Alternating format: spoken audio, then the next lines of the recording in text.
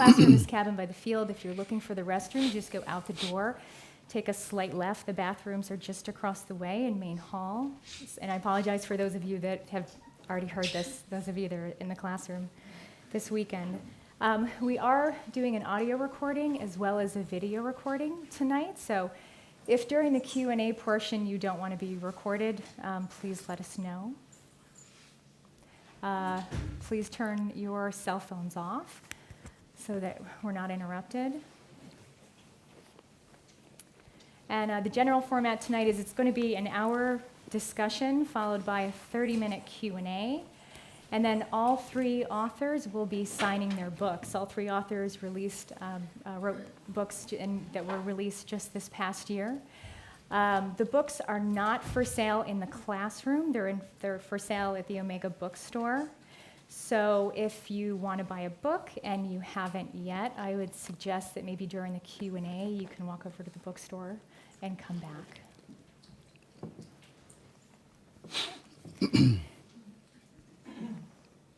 So it is my great pleasure to introduce tonight's faculty. Joining me on stage, Dzogchen Ponlop Rinpoche is a Tibetan scholar, meditation master, and author of Emotional Rescue, How to Work with Your Emotions to Transform Hurt and Confusion into Energy That Empowers You. Michaela Haas is a news journalist, consultant, and the author of Bouncing Forward, Transforming Bad Breaks into Breakthroughs. And David Kaczynski is an activist and poet, and the author of Every Last High, The Story of the Unabomber and His Family. Welcome.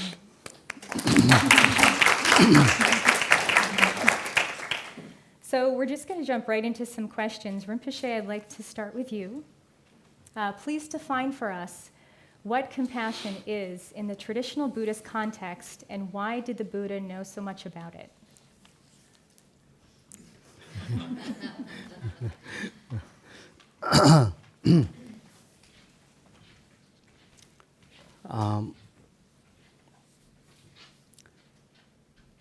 Compassion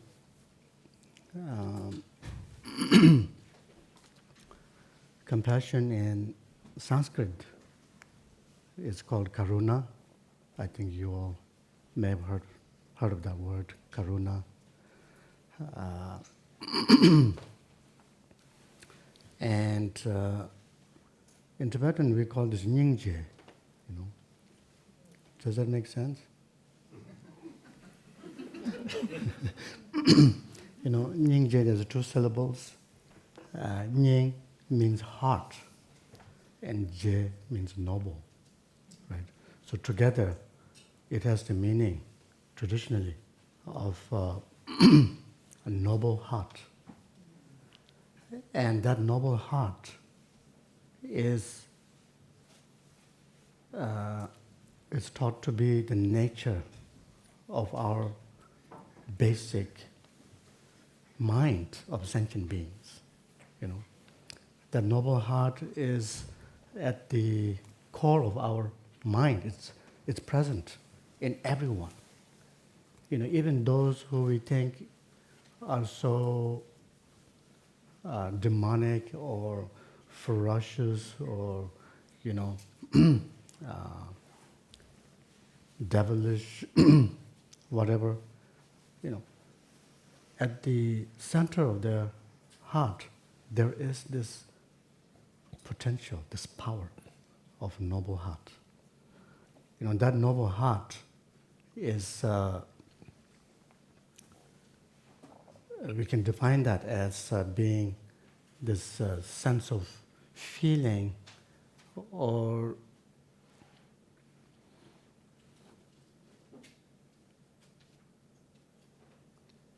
yeah, that's it.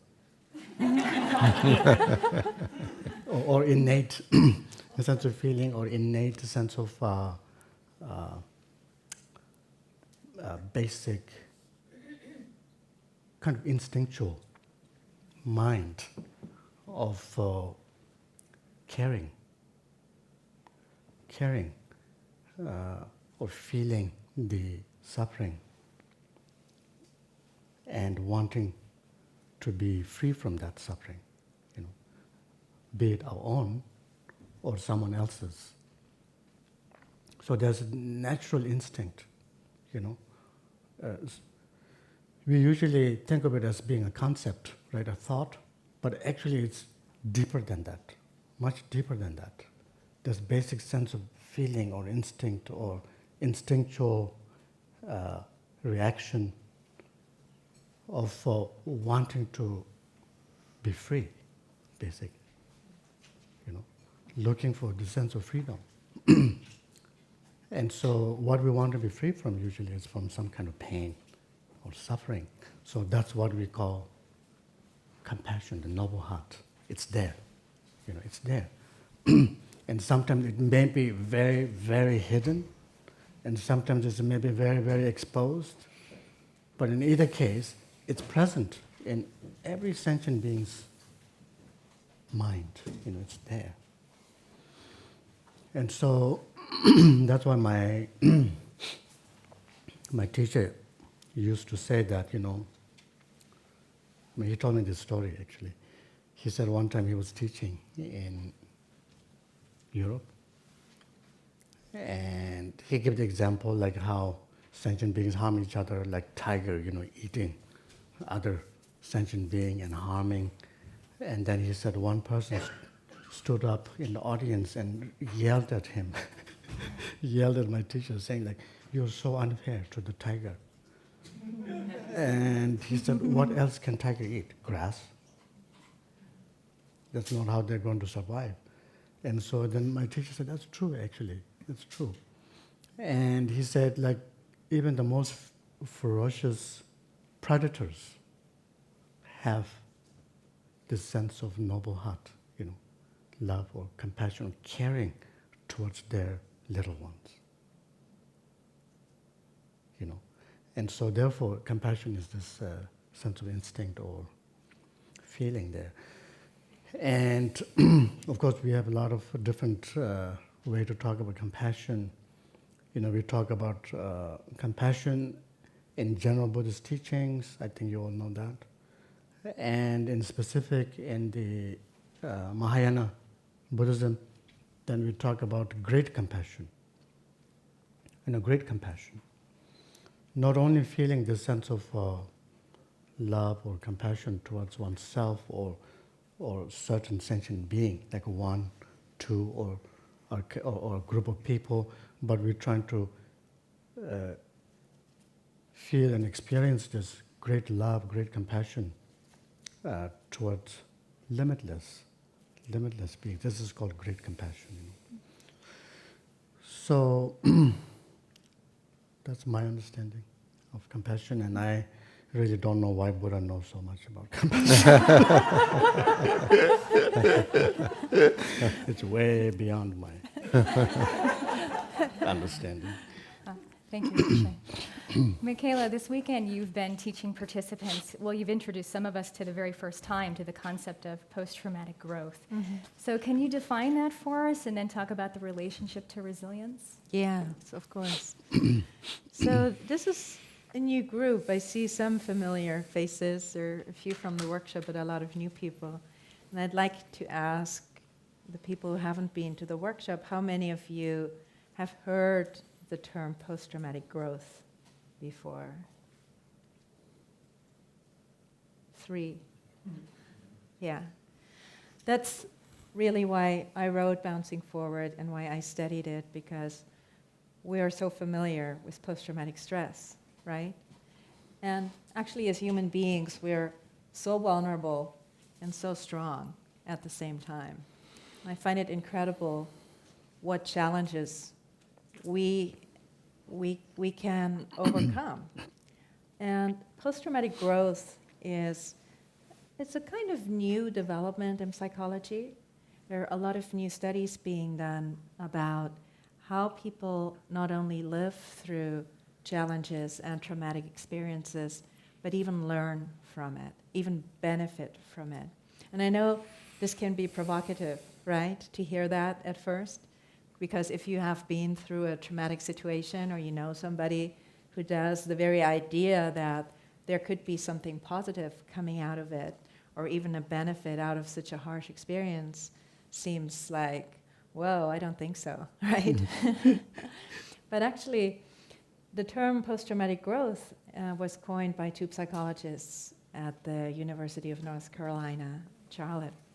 And they were surprised when their clients, and they've been working in trauma therapy for over 30 years, were telling them again and again that though they didn't wish they had experienced the trauma that they went through, they actually learned something from it. And when you think about it, almost none of us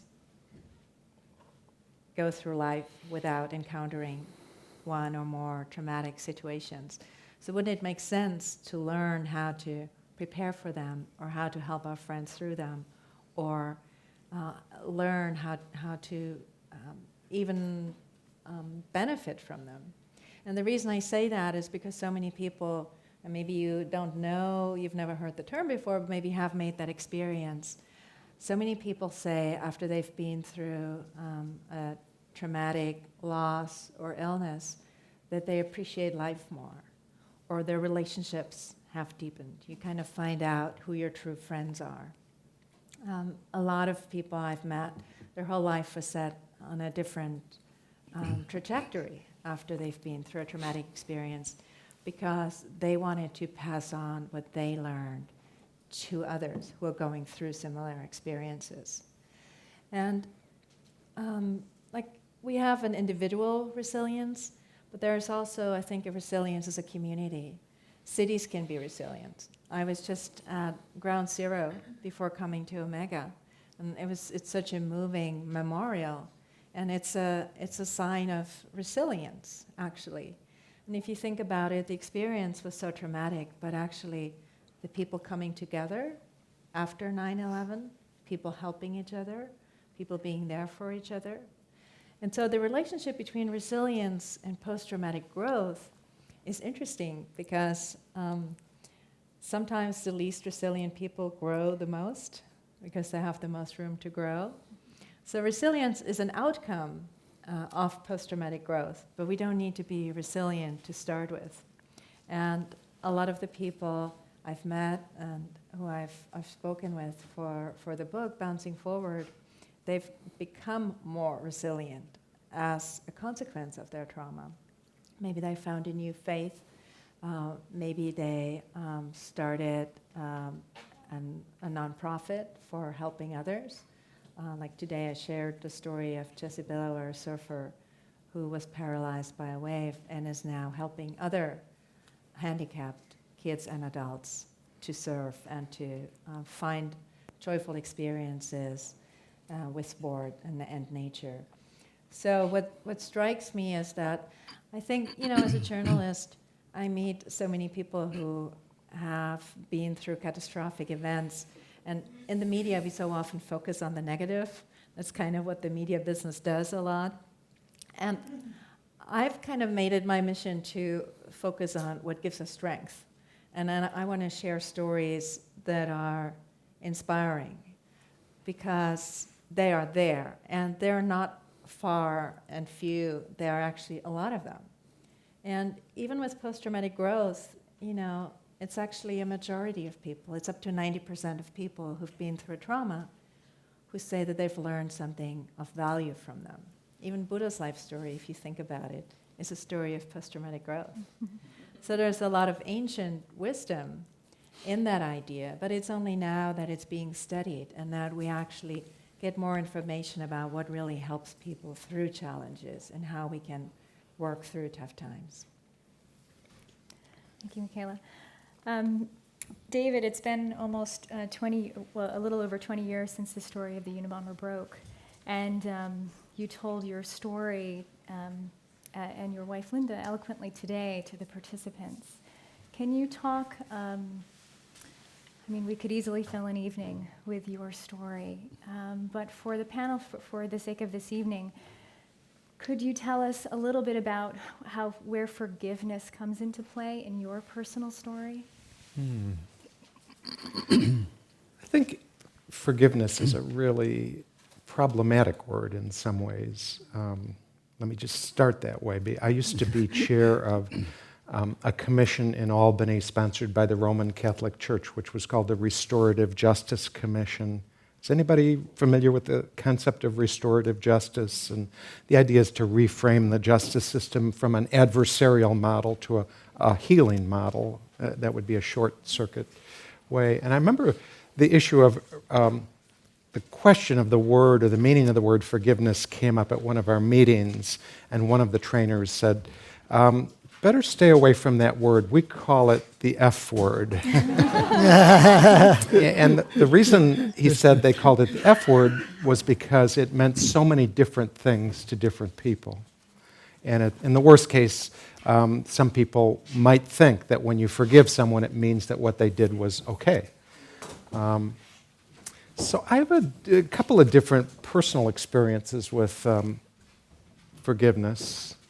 Let me start by saying I think I'm fortunate in the sense that I don't feel that I have ever been injured to the point where forgiveness was a real issue. I mean, sometimes I hang on to small resentments, but that's, I could get over them easily. But I've never had a major event in my life where I thought forgiveness was called for and difficult to give.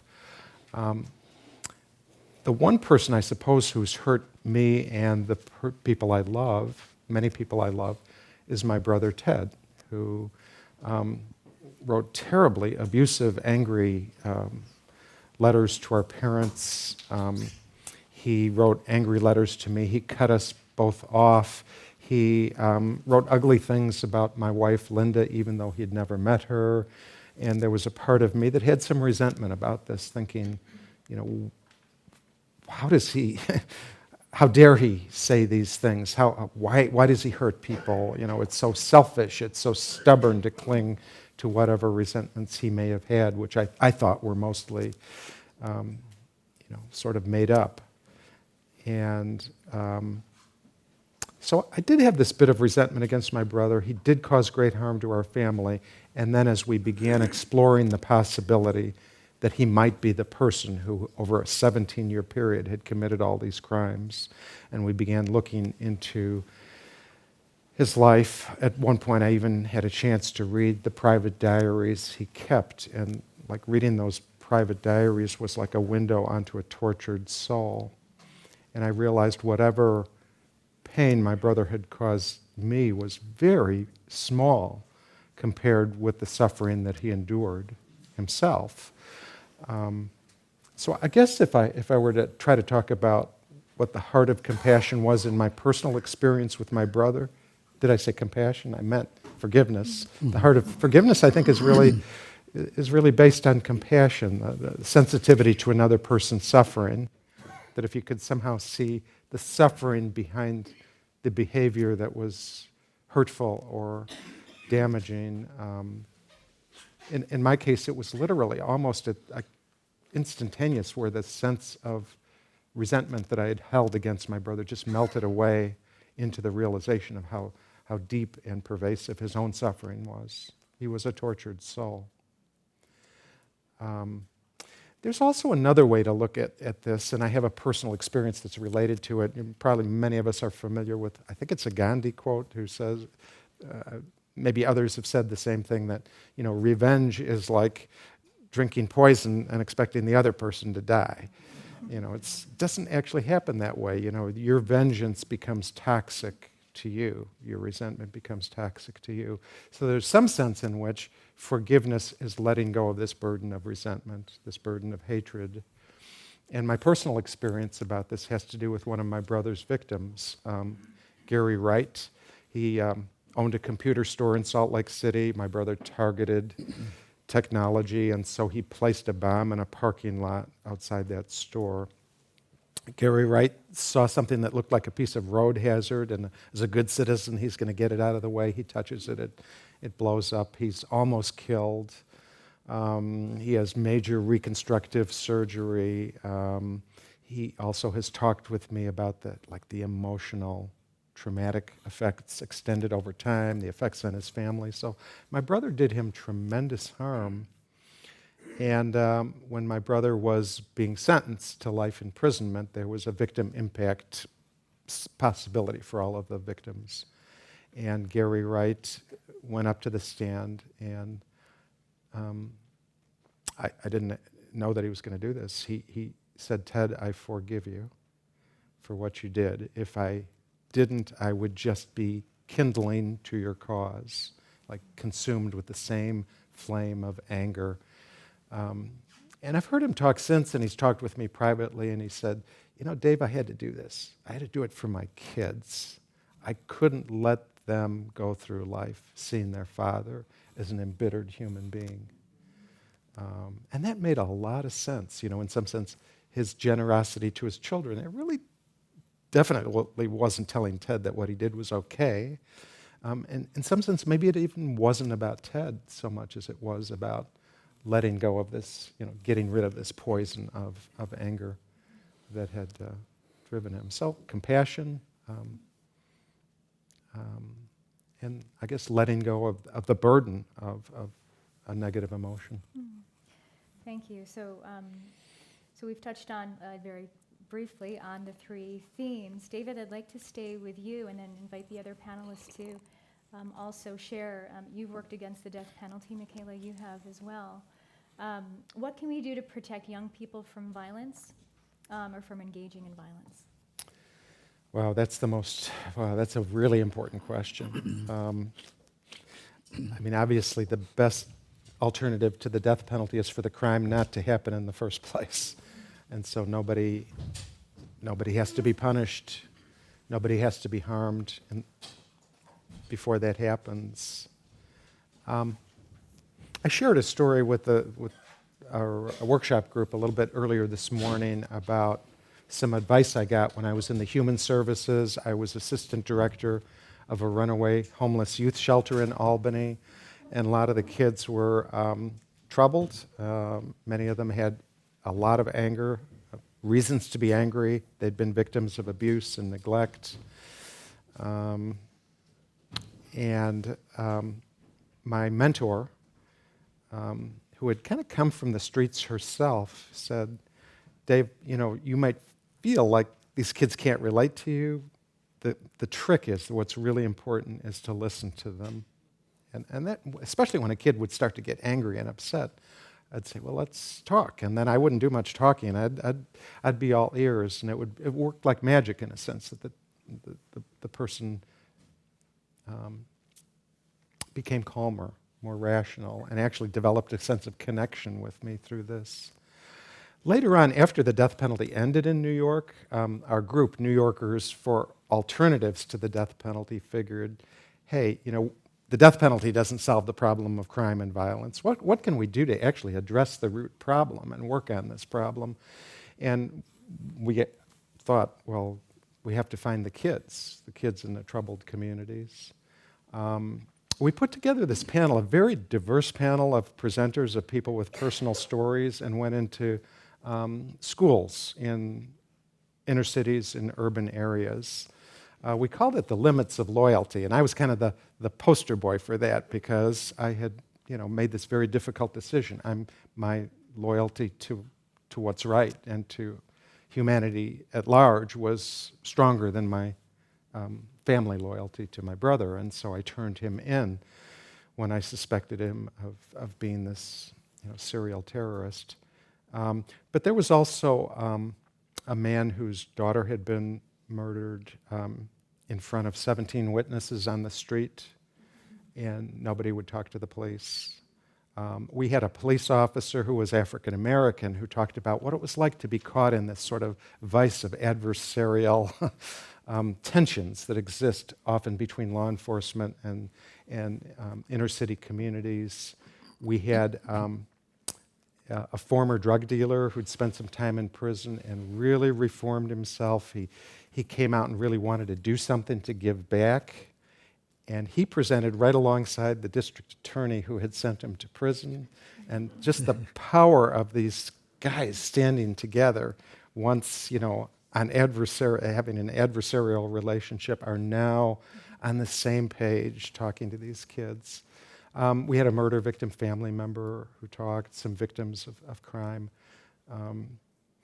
It's interesting because as we were planning to do this, one of our helpers was a counselor in the school, an African-American Latina who was really committed to the kids in the school, and we're having this planning meeting about how we might approach these kids and what our assembly would look like. And she said, you know, if you think you could hold these kids' attention for more than 10 minutes, you don't know these kids.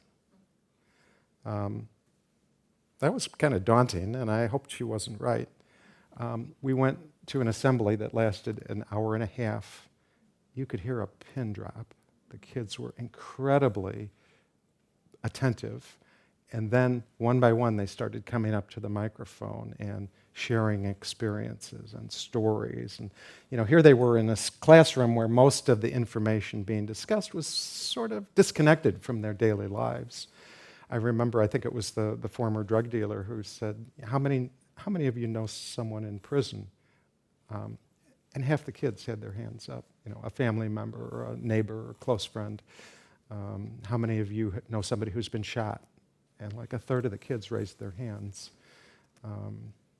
This was in the aftermath, by the way. I mean, what made this possible, what the kind of the door opener for the school was that there had been 5 high school girls within a period of 3 months who committed suicide in Albany High School. I'm sorry, Schenectady High School. So there was some sense something had to be done, and we were there to kind of open the conversation. And some of the kids actually started sharing their personal stories.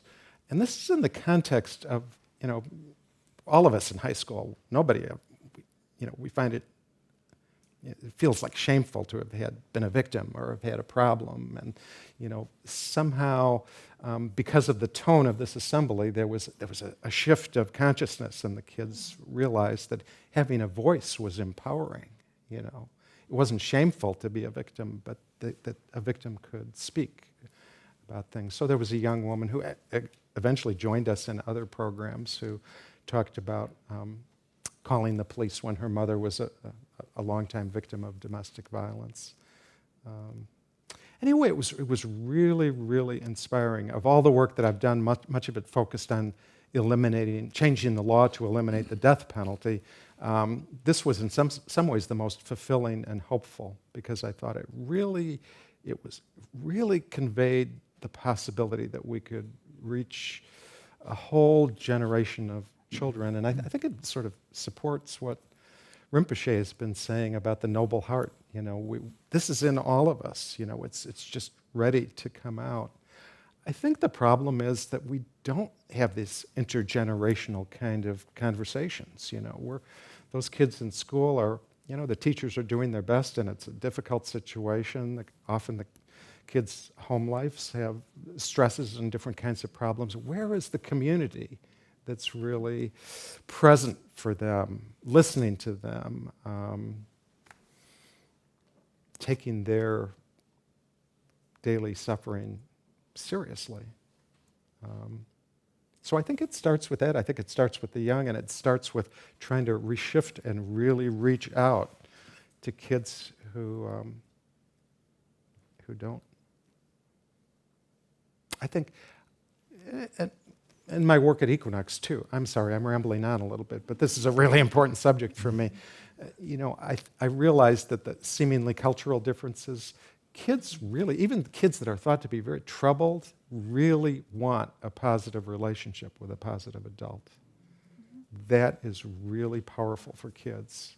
And yet we don't see a lot of that happening outside the context of family, or perhaps churches and so forth. But I think we could put more effort into this kind of outreach. Thank you. Well, we were talking earlier amongst ourselves that really all of these topics, compassion, forgiveness, and resilience, they all require a team effort. You can't do any of these things by yourself. And I was thinking of that because early in the workshop I was sharing a study that actually fascinated me, and that is even kids with the most abusive background who've experienced a lot of violence if they have one person in their life that believes in them, one person who's there for them no matter what, they have a really, really, really huge chance of healing. And one of the examples, she was actually, Maya Angelou was mute for 5 years. She didn't speak because she was traumatized. And of course, you know, back then there were no resources to deal with that kind of trauma. But the community came together and held her and accepted her, mute as she was, refusing to speak, until finally an older woman in the community encouraged her and said, well, you love poetry, you love books. You don't really master poetry unless you read it out loud, unless you speak it. And then she started to speak again. And I think that, you know, so many kids say that they try to ask for help, they try to reach out, and nobody would listen. And I think it's really our responsibility as adults now and as a community to be there for them and to believe them, because they want to be helped, they want to reach out. And Ann Maston, who's one of the foremost child psychologists in the country, she said, actually a child that's acting out, the child that's throwing the chair and that's smashing the computer, they're still doing something. I prefer working with the angry kids. It's really hard to reach the kids that are withdrawn, that are numb.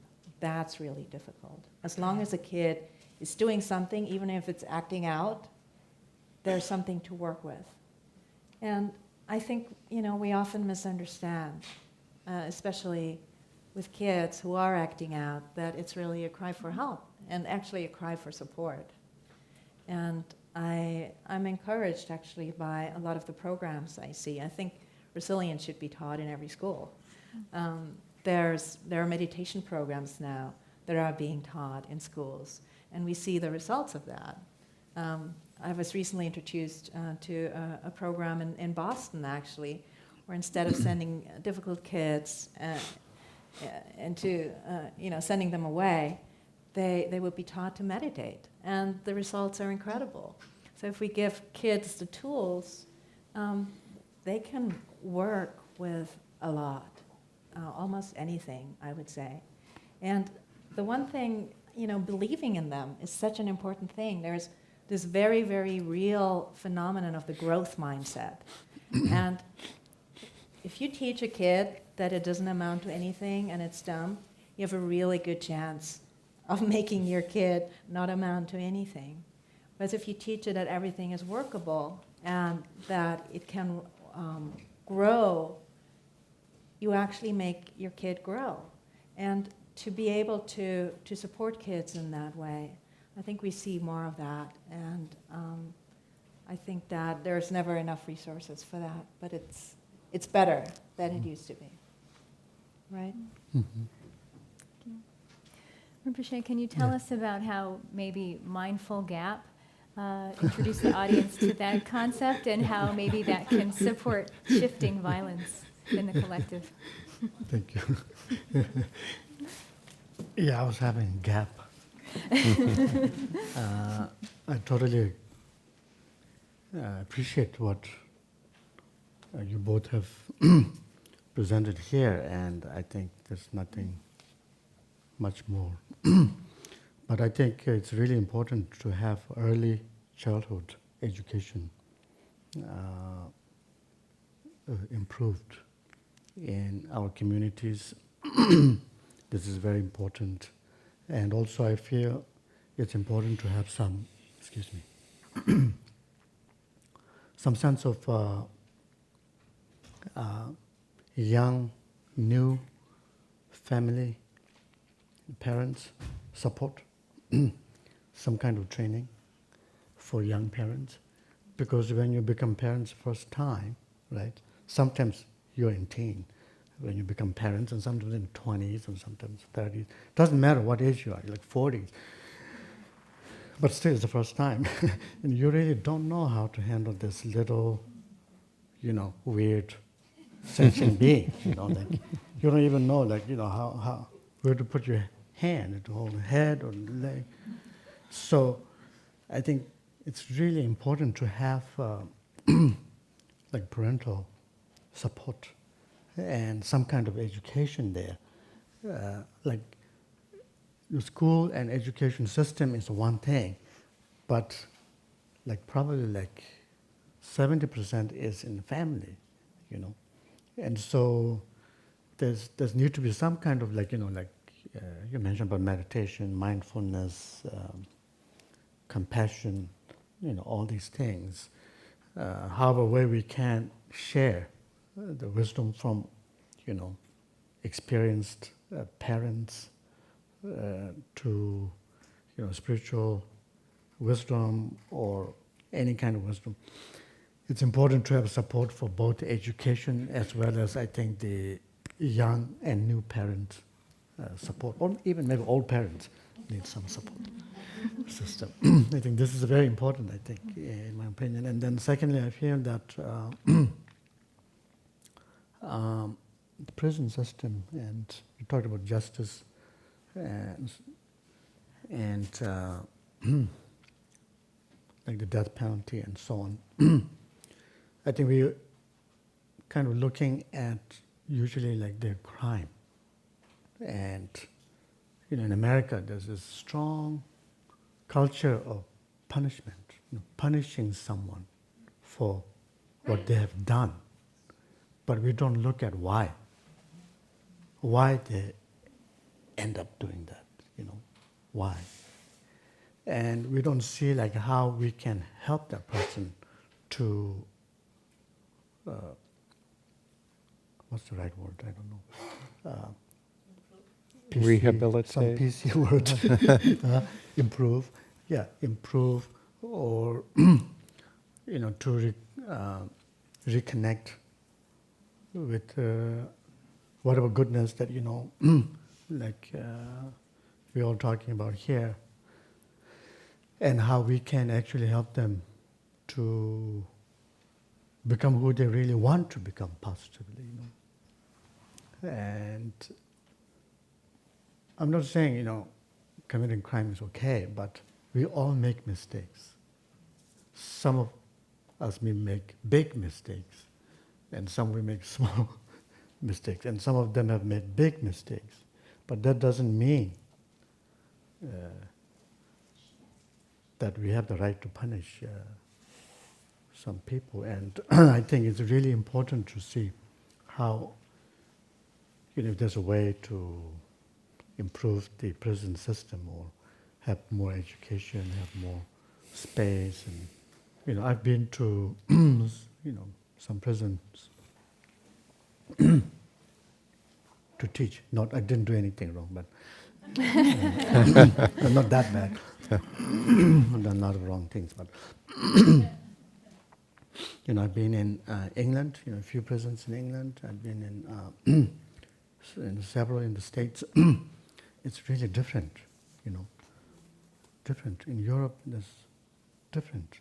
So much space, a lot of education there. They can take classes.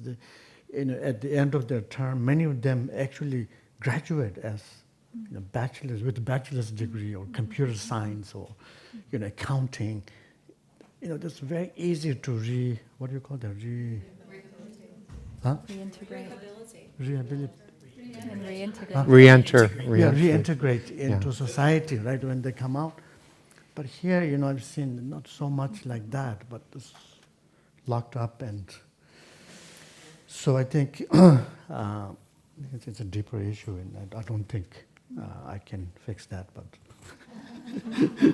but we all have the responsibility, and we all have the power to contribute something towards that.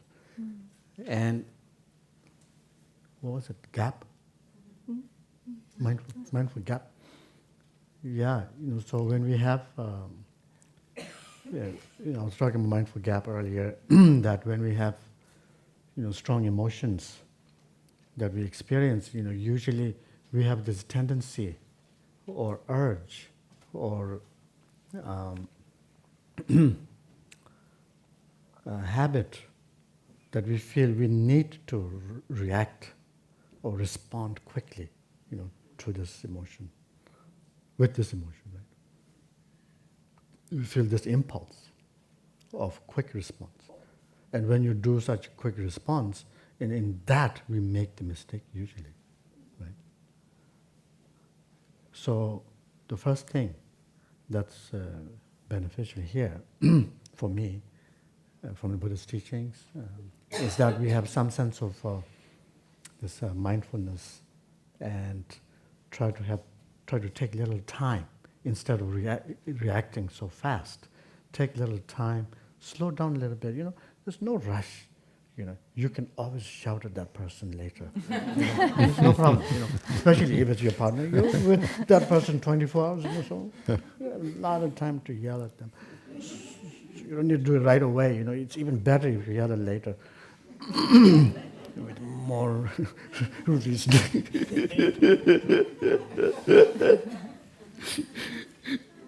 And so I think there's no reason to, respond and right away. Take a little bit of time and try to experience this emotion and try to see, your emotion and yourself experiencing this emotion. If you bring some mindfulness there, if you bring some sense of gentleness, kindness there to yourself, then, when you develop this sense of space between you and your emotion, then you always have a lot of power. Space is a power. Space is power to transform, to overcome. And so that's what we were talking about earlier about the mindful gap. Thank you. So we are less than a month away from the elections. I'm not going to miss my opportunity to ask a provocative question because this is Omega, this is a safe space. So Michaela, let's start with you. How do we make America kind again? How do you make what? America kind again. Wow. It's so hard to escape this election cycle, isn't it? And the vitriol and the abuse of language. And I have many girlfriends who are really triggered by some of the things being said. And not only that, when I started out as a reporter 30 years ago, the newspaper came out once a day, and you read it once a day, and maybe you watched the news at night. But now we're in this 24-hour news cycle, and it's so tempting to click on it when there's another provocative quote being shared. But it's also triggering, and I think the key to it is, as Rinpoche said, mindfulness. Because we're so bombarded with these triggers all the time. And the average American, do you know how much time we spend in front of a screen? Too much. You want to take a guess? It's 7 hours. And 7 hours. And for young people, it's even more, it's 9 hours. So A day. A day, every day. And so if you think about it, are we mindful every time we look at our smartphone? Are we mindful every time we click on something? Are we mindful every time we turn on the news? So it's just so fast. That's why we need the mindful gap. Take a little bit of space in between. And my teachers taught me that we could use TV as a compassion practice and actually practice loving kindness for the people we see on TV. But if it happens so fast, it gets more and more difficult. But I think that's where the practice lies, right? And I know some people, like in my book, Bouncing Forward, I share the story of Rhonda Cornum, who started the resilience program in the Army. And she actually doesn't watch TV. And she doesn't use social media. And that's a conscious decision. Because she says, I want to lead a healthy life, so I pay attention to what I eat. I don't eat greasy food. I eat, broccoli and healthy vegetables. And it's the same for my mind. I want to make a healthy choice what I put in my mind. And so she uses a news service. It gives her the news every day so that she stays abreast of what's going on. But she doesn't want to be bombarded with these images, because one of the things what that does is it gives us a feeling of helplessness. And helplessness is a big part of actually diminishing our resilience. Because we see all these things going on and we feel like we can't do anything about it because it's happening out there and it's happening all the time. And I think it's a smart choice, actually, to limit some of our exposure. So I'm on social media like 24/7, so I'm guilty, totally. And I'm part of the news media, and our business is now so dominated by clicks. It's all about the clicks. Yeah. That's what drives it. So it's not that there is a big media conspiracy to give one candidate a big advantage over the other. It's the clicks. If a headline gets a lot of clicks, then the story will run again and again, and will be kept up much longer. So I think there's both a responsibility as a news, as part of the news media, but also as consumers. We are actually creating the buzz. It's actually us. Every time we click on it, we create more of the same. And when I think of like some of the meditation masters I've met who spend 10, 11, 12 hours a day practicing mindfulness, practicing compassion, what does that do to a mind if we practice social media for so many hours a day, right? And I see it in myself, when I did longer retreats where I wasn't exposed to any advertisements or any media. It's so much easier for the mind to get calm and to settle than when you're out there. And the constant clicking actually adds to a shorter attention span. So I think it's wise, though I'm undermining my own profession. I think it's wise to expose ourselves to some of these images a little less, and to try to bring mindfulness to it.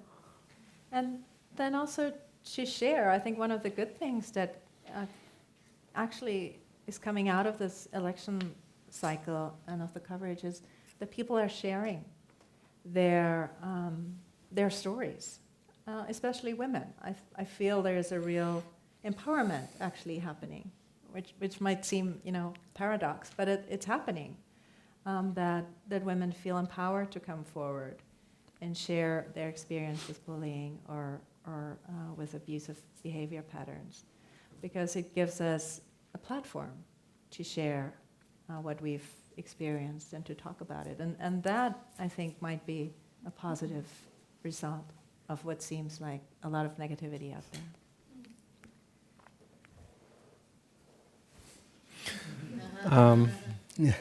Yeah, I'd be lying if I didn't say I was really discouraged by what's happening politically and other kinds of reverberations in our communities or internationally with the violence and the conflict and the idea that winning is everything.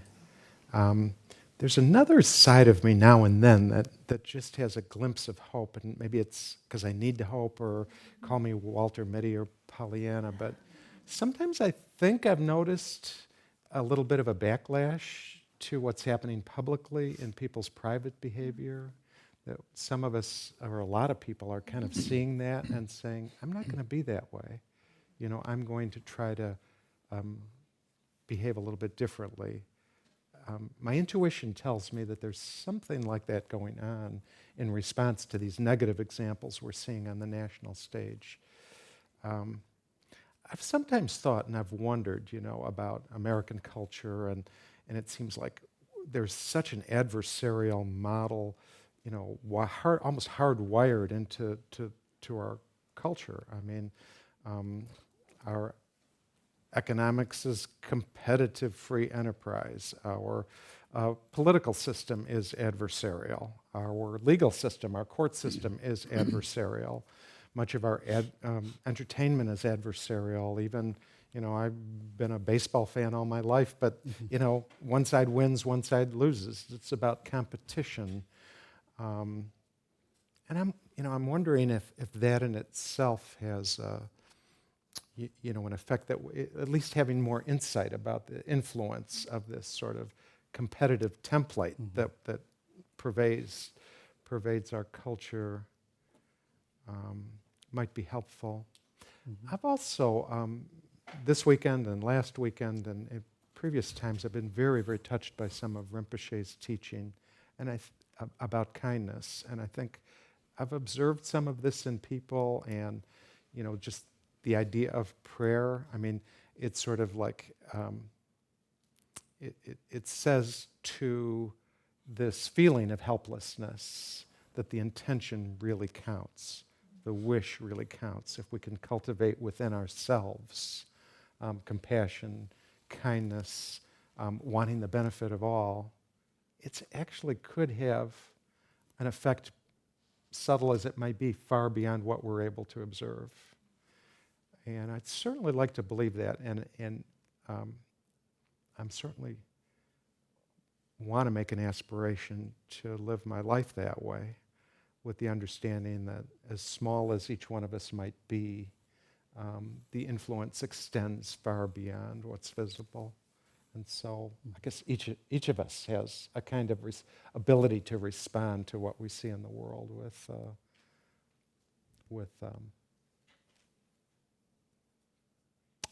kindness. Do I have to say? You don't have to. When do you, well, I just thought of a question. When do you think we'll see a Buddhist president in this country? Buddhist president. Obama had a kata in his pocket when he was sworn in. Okay.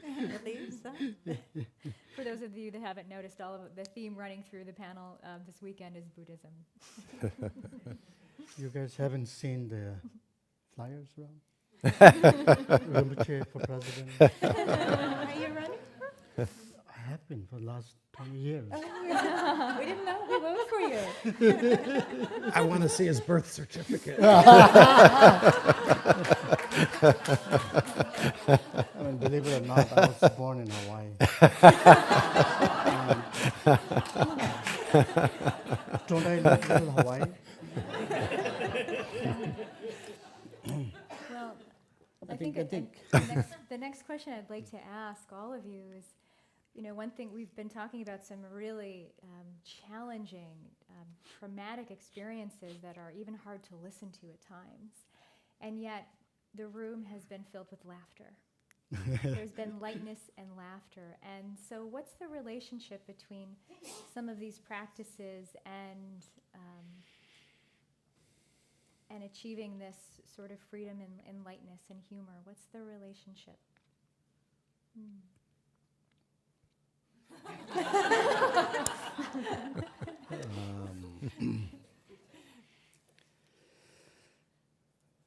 I think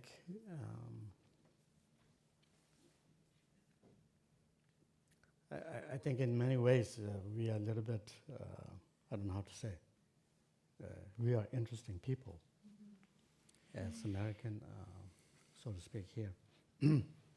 Because we only get so excited or anxious every 4 years.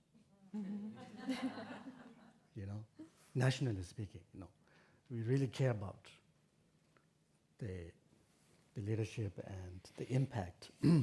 But actually, elections are happening every year, in your cities, in your counties, in every level. That really is the most important, right? It's very important. That goes all the way up to this point. And so the dramatic election year, it's been really beautiful this year. Isn't it? Like we had so much laughter. I thought this election coverage will put Daily Show out of business. And so you see, I think it's really beautiful if we can see that this is actually like kind of like both of you were saying earlier, that it's similar to how maybe it reflects our culture here, American culture, competitiveness and so forth and so on. And our life is actually, we take our life and suffering and everything too seriously. Right? We take them so seriously. Sometimes more than it deserves to be so serious, Bless you. And in the culture I grew up, Tibetan culture, we actually have lots of humor. We crack lots of jokes, and sometimes it's hard to tell when the person is serious or not. There's that much, fun. We have laughter and jokes, and so bringing humor into our life and situation is extremely important. It makes everything much lighter. And from the Buddhist point of view, ultimately speaking, it's all illusion, right? Everything is illusion. Nothing is so as real as we think they are. Even from modern physics point of view, right? Quantum physics, if you look. Even if you go back to like old science, material science, atomic science point of view, also this is illusion, right? What we see as a shape, color, or whatever, is not actually what's really there, right? It's like all atoms, atomic level. We can't really perceive that with our eyes. I'm sorry, I'm going into this weird theory here. Buddhist theories. And so, and in quantum physics point of view, everything's just quarks, right? Up quark, down quark. That's all. But we're seeing all these things, and we're getting so stuck with this. We're taking them so seriously. And best example for me is we heard a lot about social media and computer and smart gadgets. What we see on there, actually, we think it's like, oh, this is so-and-so, this is such and but actually what's really there is zeros and ones, right? None of them are really as it is, as you see it. It's not. There's no such picture there, there's no such person there, as you see it. It's just zeros and ones in the background, right? Just zeros and ones. Shunyata and luminosity. Sorry. Anyway, I don't want to go into that kind of depressing theory of emptiness. It's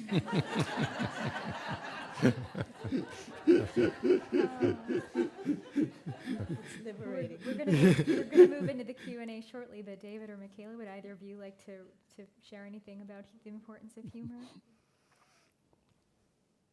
I can't follow the quarks. So I think we have a microphone somewhere.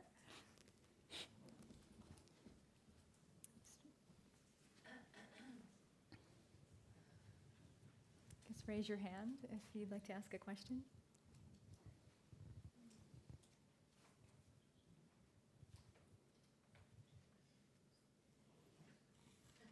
I think all the questions answered. All the questions are answered. We've got one here. Should we do have one over here?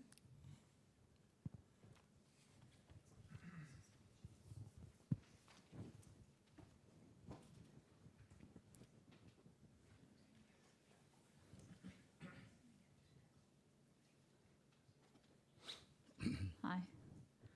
I think I'm maybe going to stir up a little controversy, but I just wanted to address something that I heard about the prison system, punishing the person for what they have done, but not trying to reconnect them with who they are.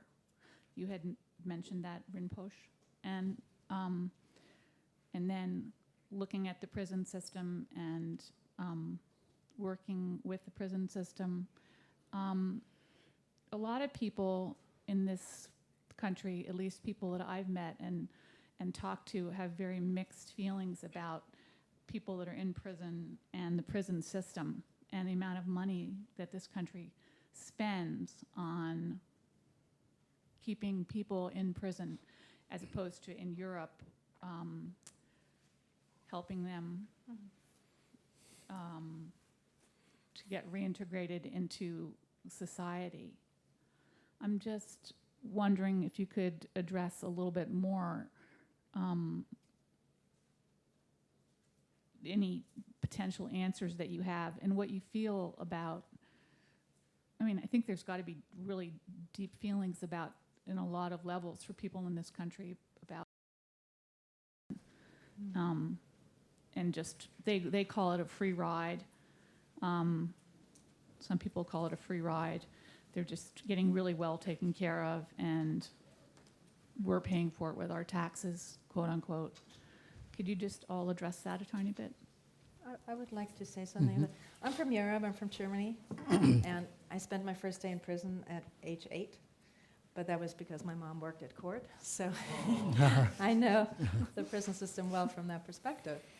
And it's really different because it's, the purpose of prison in Germany and generally speaking in Europe is to some extent punishment, but primarily rehabilitation.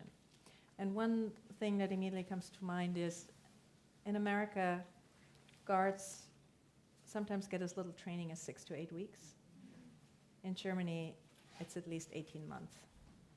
There's a real, there's psychological training involved. There's a lot involved to work at a prison.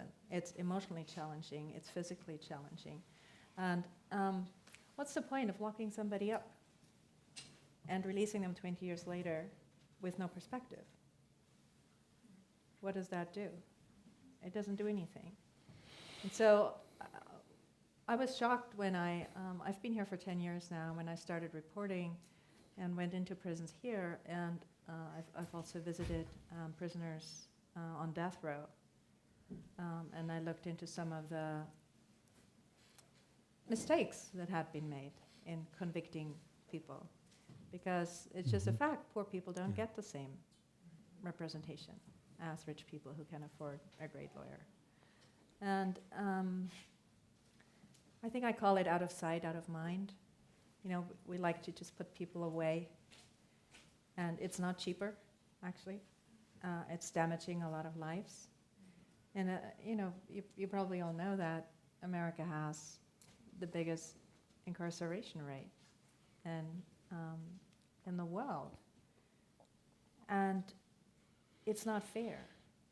And I believe that it would cost us less, not only financially, but as a society, if we spend resources on rehabilitation. And then, you know, we started talking about mental health earlier today, and the biggest prison in the country is in LA, and it's also the biggest mental health institution, actually. And the guards are not trained to deal with that level of mental health issues. Yes, the prisoners get their meds, but they don't really, do they get the care that they need? And that's what I was partly speaking to when, you know, earlier today I was talking about, are we creating a space? Are we making space for people to work through issues? And that's not only an individual question, but it's also a question to us as a community and as a society. It's wonderful, yeah. Yeah, I'd like to say something about that too. I mentioned restorative justice before, and I'm really intrigued with it as a model. Restorative justice is trying to reframe the criminal justice system from a matter of, okay, we're going to punish law breaking, to say we're going to address a violation of relationship. That's the restorative model. So I'll give you an example. The Restorative Justice Commission in Albany that I was part of invited some people working, former inmates who are working to help newly released inmates. And these are older men who've been out for some time, working very constructively in the community now. And one of them said, you know, he spent like 25 years of his life in prison, and never once in that entire time was he confronted with the harm that he caused to human beings. And he said that could have really made a difference if it wasn't just me against them, me against the cops, or me trying to get what I need, and really saw the impact on the actual people. So in a restorative justice model, there is attention given to the victim and the victim's suffering, Under the punitive model, it's like, we're going to make things right for you. Guess what? We're going to kill that guy, or we're going to punish him.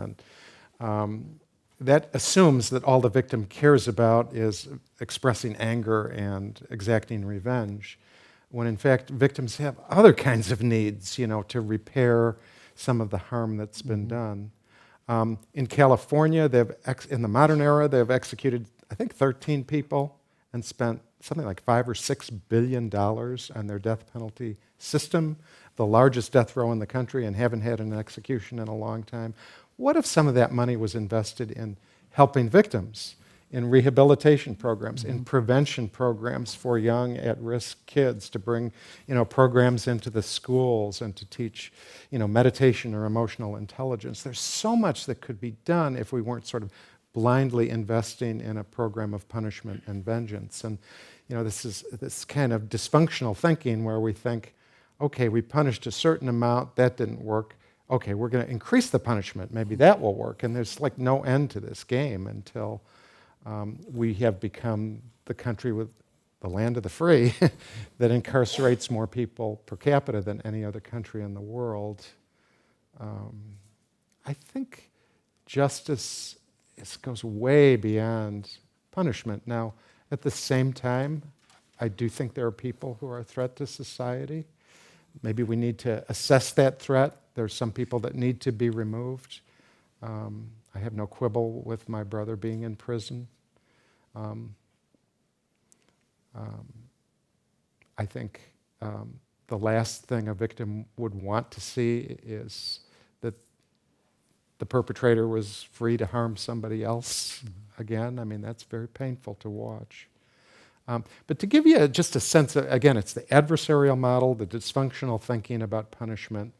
In New York State, we had a governor was elected, I think in '92 or something. George Pataki, actually, I think a decent human being, but driven by political realities. And he said he's going to do two things. He's going to bring back the death penalty, and he's going to eliminate college courses for inmates. Even though there was research to prove that it would reduce recidivism, prevent future victimization, save tons of money. They had advertisements saying, I can't send my kid to college, and this guy committed a crime, and he gets a free college ride. On a certain kind of quid pro quo, it sort of makes sense. It doesn't seem quite fair. On the other hand, it's kind of like, again, it's us versus them. It's like this person is not seen as somebody who has needs that society needs to address, but somebody who needs to be punished and essentially dehumanized. And the results of that is more crime in the future. So we need a paradigm shift, I think, in how we think about criminal justice in our country. A paradigm shift that really takes into consideration the needs of all people affected by crime. Sorry to be on my soapbox. I mean, this is... I was just going to say that that if you look at someone with diabetes or a drug addict or someone with cancer, they get the care that they need. There's people in the prison system, like your brother, that might have a mental illness that can get addressed. And a lot of times there's no hope for people like this because they're not getting the care they need in so many spots. So it comes back to hope and mindfulness and compassion and forgiveness and resilience and learning, which is what you've been teaching us today. Mm-hmm. I think the restorative justice model is so important. And I want to share a little story from my research, because when David was speaking, it made me think of one of the women I met, Cindy Lamb. I mentioned her briefly earlier, who co-founded MAD, Mothers Against Drunk Driving. And she was hit head-on by a drunk driver. She was severely injured. Her daughter was paralyzed. Her daughter was 6 months old at the time. She was the youngest quadriplegic ever at 6 months old. And Cindy Lamb was angry. And the drunk driver, it wasn't his first offense. He had committed several drunk driving offenses before. He'd caused several accidents before. And eventually, he did get locked up. And so they were both festering in their anger. The drunk driver was festering in his anger in prison, because Cindy Lamb went on to co-found MAD, and she was on TV a lot. She went on 60 Minutes and shared her story. She's a very eloquent speaker, and she had this adorable little girl in a wheelchair, which, caused a lot of emotion and sympathy. And he saw some of that coverage in TV. And they both separately actually hatched plans to kill each other. He said, as soon as I get out of prison, I'm going to kill her because she's making me miserable, because she's always talking about me and the suffering I caused. And she said, as soon as he comes out of prison, I'm going to kill him because he doesn't know what it's like to live with a handicapped girl and the suffering that he caused. And she thought, well, actually killing him would be letting him off too easy. And she actually made plans. When he would come out of his pub, they would wait for him and they would beat him up so that he would be paralyzed. That was her plan. So she's a Christian, and she knew that forgiveness was what she should be doing, but she couldn't. She was too angry. And it took her 23 years. It took her 23 years to come to the point where she actually called him, and it was because she was writing a book about her life, and she felt that she needed to include his story. And so finally, after 23 years, they met, and she realized he had been suffering from alcoholism, and he had wanted to get clean and get sober, and he had wanted to get help and couldn't, and he was struggling. He was a veteran who was traumatized. And when they spoke, they realized they saw each other's suffering. And finally, after 23 years, she was able to say, I forgive you. Mm. And just as you shared your story, for her, she said it was like tons of weight falling off her, and for both of them. But I think, as you mentioned, seeing the harm caused, but also learning the other person's story, and realizing how he was struggling also and not getting the help he needed to get clean. That is, to me, the most powerful lesson, really, to learn from this from the story that, it could have been prevented. It could have been dealt with differently. It could have been handled differently. But eventually they did arrive at forgiveness. I certainly wouldn't call it a friendship that emerged between them, but they arrived at a point where they both made peace with what happened.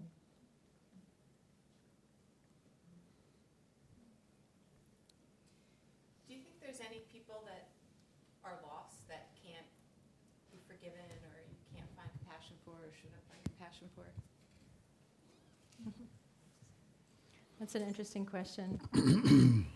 I spent quite a lot of time with Roshi Bernie Glassman, and he leads Bearing Witness retreats, street retreats, but he also takes people to Auschwitz every year. He goes there every year. He's been there about 20 times now. And so they go there and they practice for the victims. And after doing this for about 8 or 10 years, he started to introduce prayers for the guards. And there was a big uproar in the group. Well, we don't want to pray for the guards. We want to pray for the victims, right? And there was a big discussion, and the group almost split up. And so they talked about it for a long, long time. And to me, being from Germany, Auschwitz is one of the most unforgivable crimes I can think of.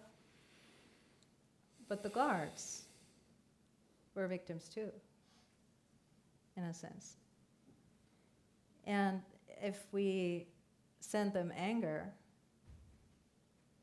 what does that do? But if we learn their stories, I believe we could potentially forgive everyone if we know their story. But certainly not immediately. Sorry, what was the question? Do you think there's some people that are beyond deserving forgiveness or compassion or you know, they can't come back?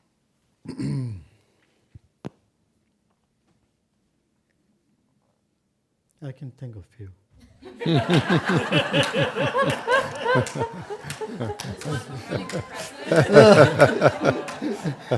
No, I'll take the fifth. No, I think generally speaking, I think, like Michaela said earlier, that, everyone deserves to be forgiven, to some degree. And whether, the person who's forgiving, it really depends on the person who's forgiving, right? It depends on that. So the question here is more like, is there someone that we can ever forgive, as a person, trying to practice compassion? And I think it is difficult to forgive sometimes to some people or some situation. But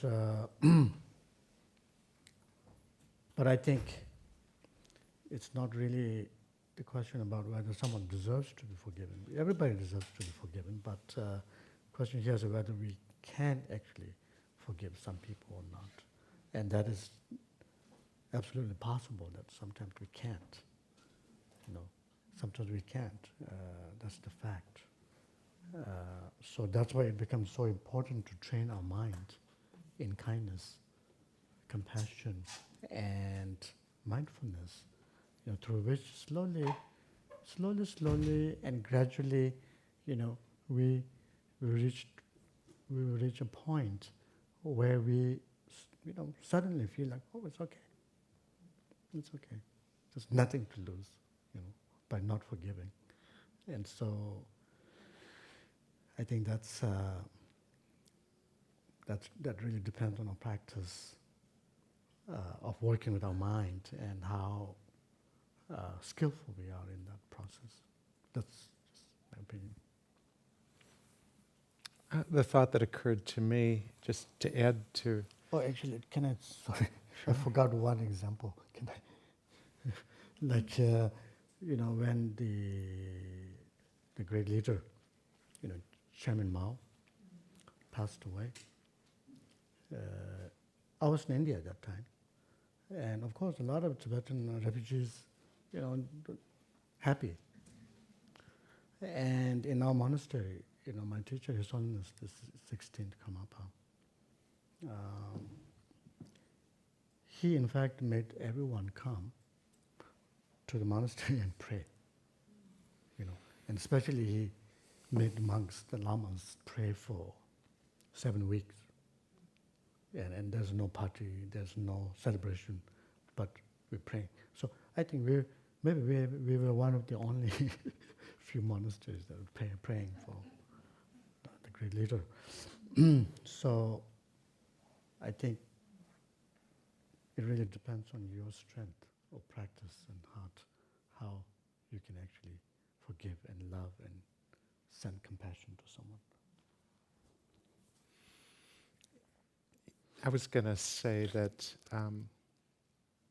the longer I live, the more it feels real to me that no human being is fully knowable. I don't even know myself as much as I might have tried to know myself. And how do we know another person fully? I mean, we could judge by certain actions and put together a puzzle and form an image, but in some sense it always becomes a projection, and in some sense somewhat shallow projection. What's in the core of another person. I remember there was a colleague of mine who was working against the death penalty with me, and he was an interesting guy because he was very, very fierce, and like he thought probably the only people who deserved punishment, he was a defense attorney, deserved real punishment were prosecutors, or the politicians who ran on, tough anti-crime policies.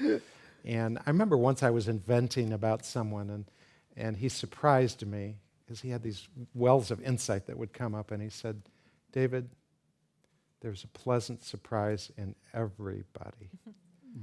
And I've remembered that. I think it's, we may never see that surprise, but I think that's probably true, and it may have to do with the noble heart, Buddha nature, whatever you might want to call it. But I think we can't know another person fully, and because we can't judge another person fully or exhaustively.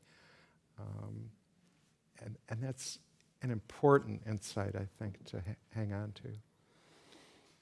to.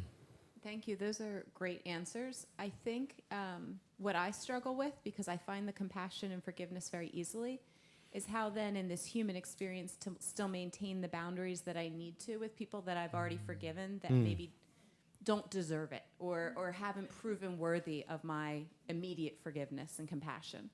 Do you have thoughts on that? If I can ask somebody else. Take the microphone. Yeah, I think that's a good question. It's a wonderful question. That's really I'm- good. I love your question. Yeah. Yeah. You are here for this reason, trying to formulate that question. Well, I've been struggling with that question for about 4 years now. Is really, I have immediate forgiveness and compassion for others and I guess for myself, but then how do I work with underprivileged populations? How do I put myself in a situation with the sick and suffering on a consistent basis to help them and not suffer myself, not lose my boundaries, not get hurt, not get vicariously traumatized? Do you have an answer? I have a question. It goes to the heart of, I guess, trust, and trust is because we can't know other people fully, we can't judge them, but maybe we can't entirely trust other people. There's probably a bad surprise in most of us, maybe all of us, under the most unfavorable conditions. So I don't know, I think it's an intuitive skill, and I think it is important to protect ourselves and test the waters carefully and gently, particularly if you're unsure of your own discernment and judgment about other people. I know sometimes in my family, my mom and sometimes my brother, when I was growing up, said, "David, you're too trusting. You don't." And I want to see the good in people, not the negative in people, and that can make you somewhat vulnerable too. So, and then judge, well, what are the risks too in a particular situation? I mean, if maybe risk a little bit, not a lot, if it's possible to test and see if you can develop trust in someone. It's a great question, though. I mean, it's a powerful question, and I think we all struggle with. I think it's not really about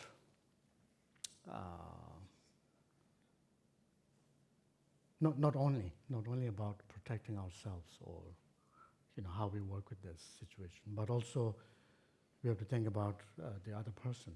Like if you forgive too easily, then that's not going to help that person. That person may cause more harm. Again and again, it's easily forgiven.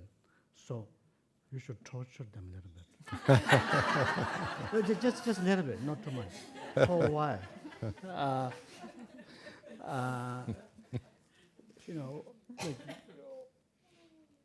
One of my teachers told me that,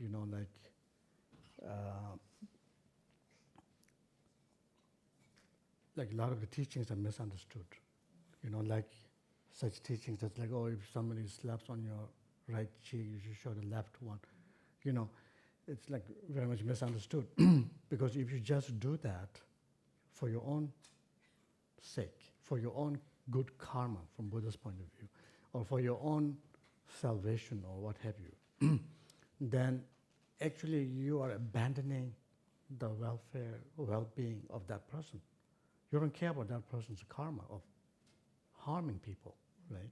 You just care about yourself being patient and then achieve some kind of mindfulness, compassion, and salvation. And so my teacher said that, when someone slap you on the right cheek, then when they're coming back for the second one, you should stop them. Really, you should stop them. That's the act of compassion. That's the act of compassion, because then you're helping that person to stop creating more negative habits, negative tendencies, and negative karma. And so it's the same thing here in forgiveness, to see how we can not only exercise and work with our own compassion and loving kindness and this really noble practice of letting go and forgiveness, but also to see how that can help that person, And so in Dharma we call this being timely and skillful. So when you practice forgiveness, you have to find the right time and skillful, being timely and skillful.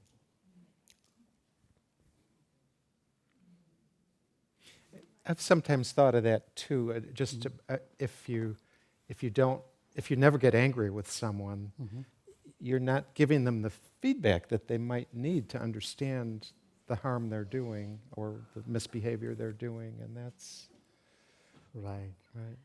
But then the question of vulnerability too. Sometimes I've thought this idea of sort of radical vulnerability in the world is like a saintly kind of thing, but gosh, it might take a person with a great deal of realization to practice that. I don't know.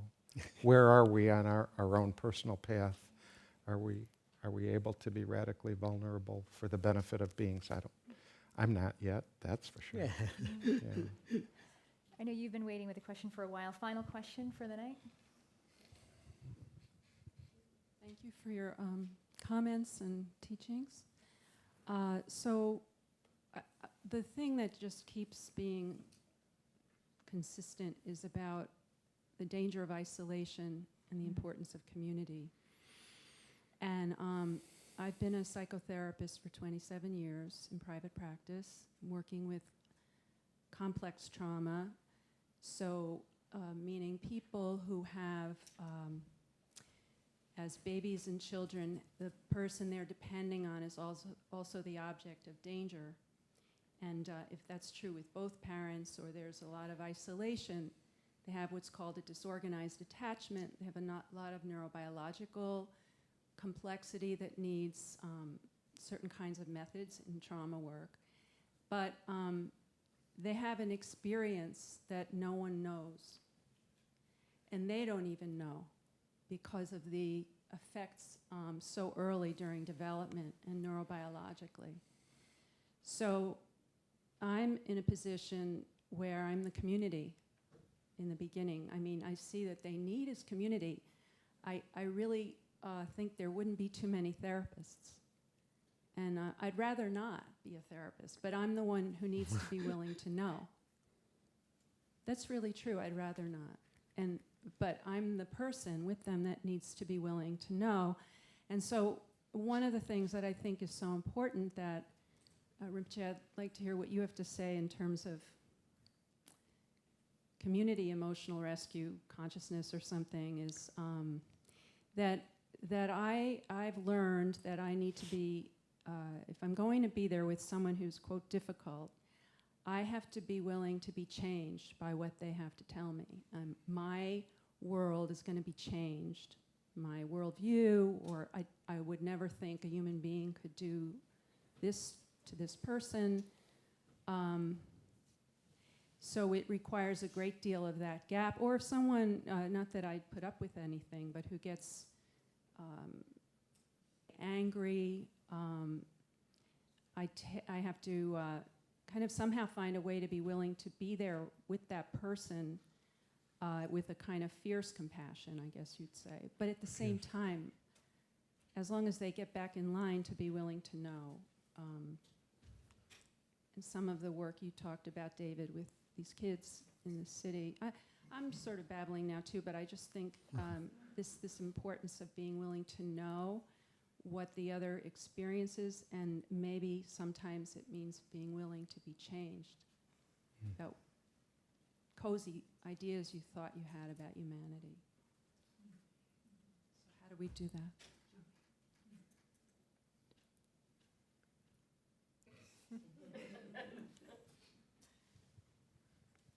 Oh, sorry, what was the question? Really, I'm I not. don't know I'm not what the kidding. question exactly is. I just realized. Oh, I see. Okay. Yeah, I was kind of wanting, I think I'm commenting on the importance of community I see.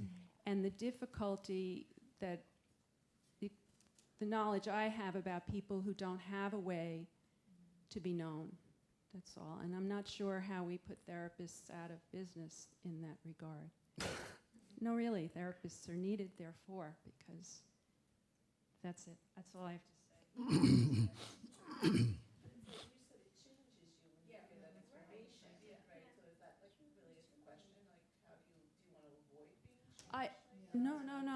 No, I'm just aware that this is a person that's just in a room with one other person.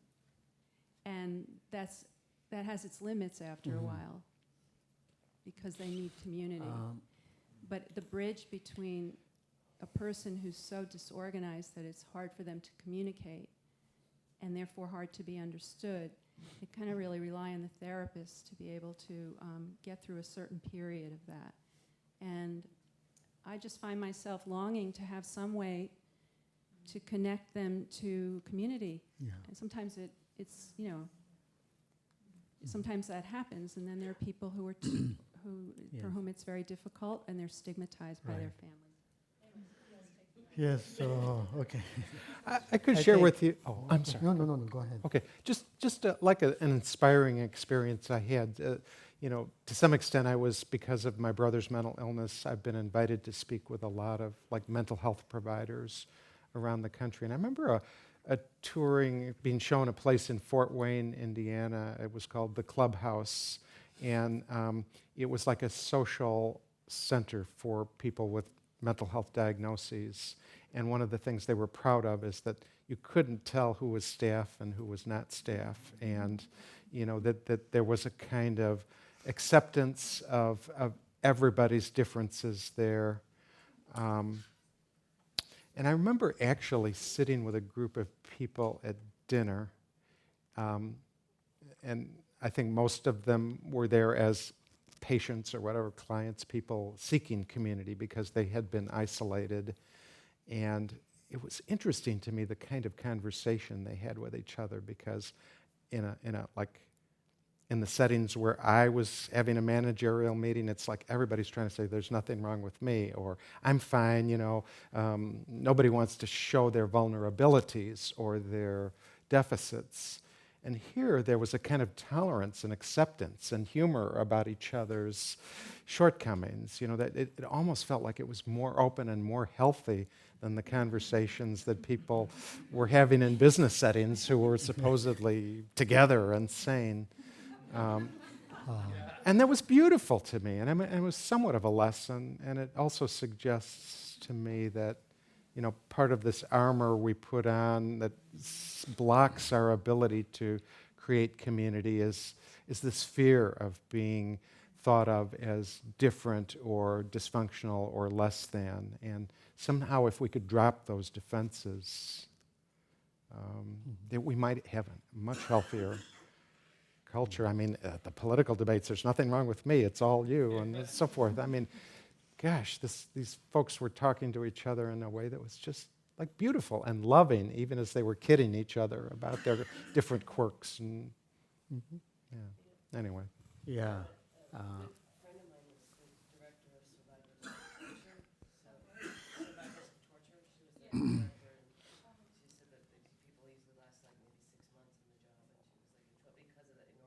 responsibility that there's one-on-one and not being able to integrate. And she was successful with group art there, integrating people with very different situations, creating a community around the art therapy. But generally speaking, I think, it's perfect answer there. But generally speaking, I think, we have to meet in halfway. Meet on a halfway. you know. We cannot be totally sane. Which, you know, fortunately we're not. So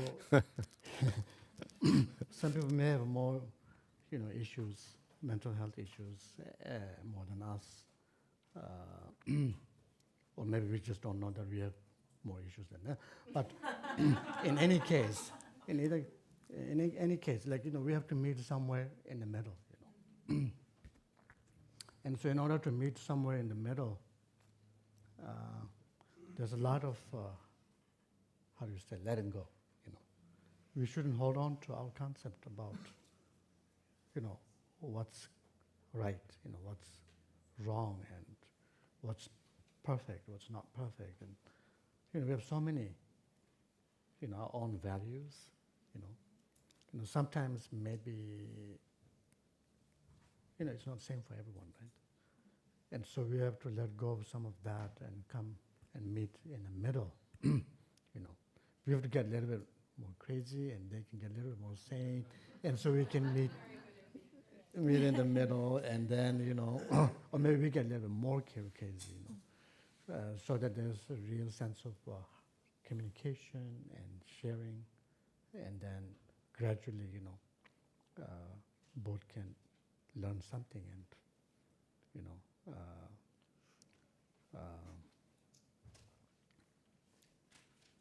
can help each other. There's a story that I heard in India, you know, when I was growing up. People tell these stories. I don't know if it's true or not.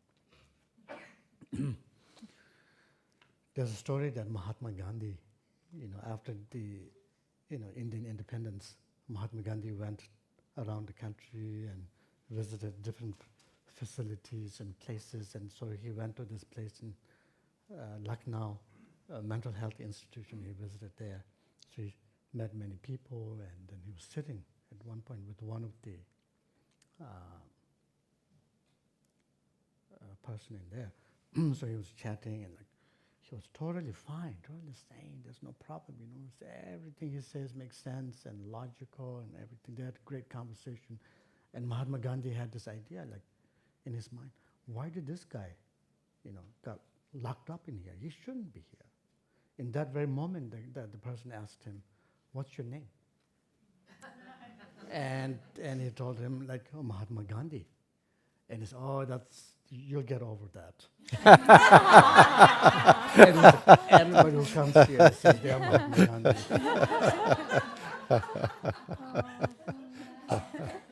Thank you.